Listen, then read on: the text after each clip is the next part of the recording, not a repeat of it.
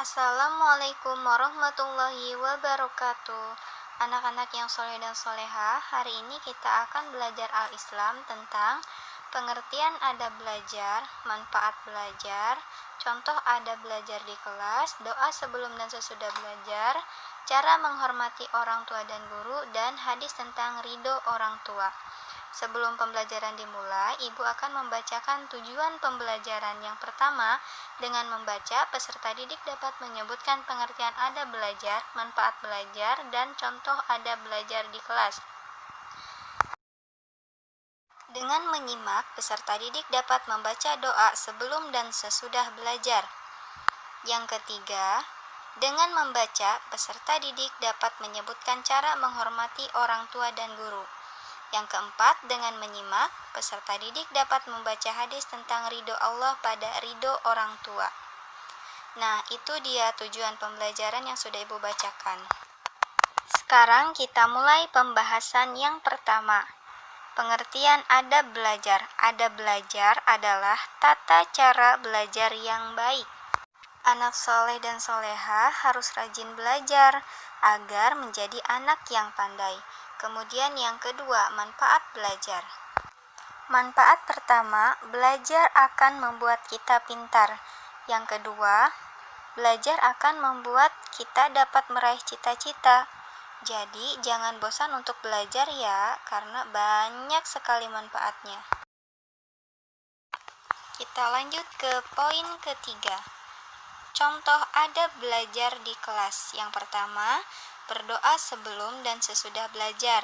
Yang kedua, belajar dengan sungguh-sungguh. Yang ketiga, belajar dengan sopan. Dan yang keempat, tidak boleh gaduh di kelas. Jadi, ketika belajar, diusahakan kita membiasakan adab belajar yang sudah kita pelajari ya, agar ilmu yang kita dapatkan bermanfaat. Sekarang kita lanjut ke doa sebelum dan sesudah belajar. Nah, yang pertama, doa sebelum belajar. A'udzubillahi minasyaitonirrajim.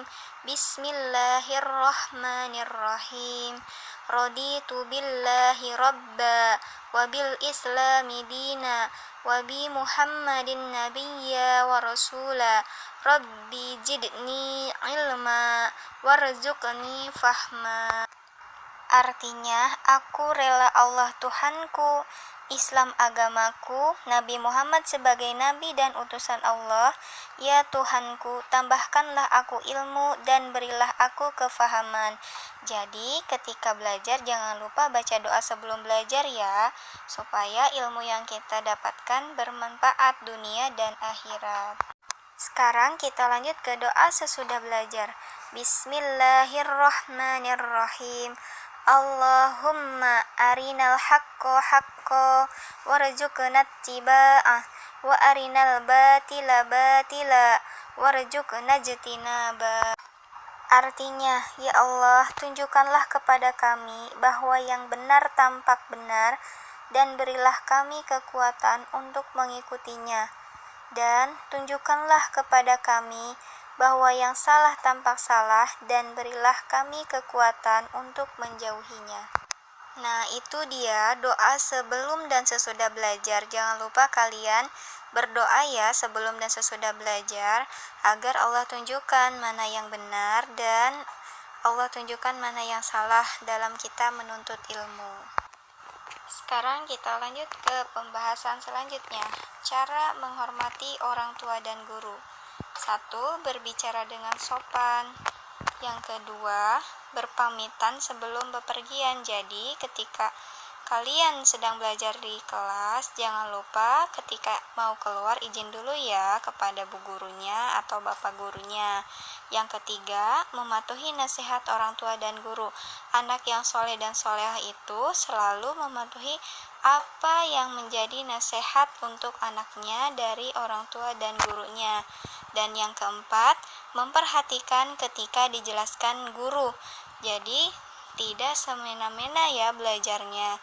Guru sedang menjelaskan, kemudian anak-anak memperhatikan apa yang sedang dijelaskan oleh bu guru atau bapak gurunya.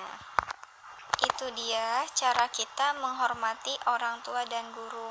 Harus diperhatikan dengan baik ya, supaya ilmu yang kita dapatkan berkah dan bermanfaat untuk semua orang.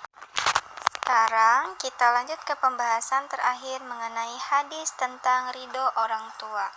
A'udzubillahi minasyaitonirrajim. Bismillahirrahmanirrahim. Ridallahi fi ridal walidaini wa suhtullahi fi suhtul walidain. Artinya, ridho Allah tergantung pada ridho kedua orang tua. Murka Allah bergantung pada murka kedua orang tua. Nah, jadi kita harus patuh pada orang tua agar kita mendapat ridho dari Allah Subhanahu wa Ta'ala.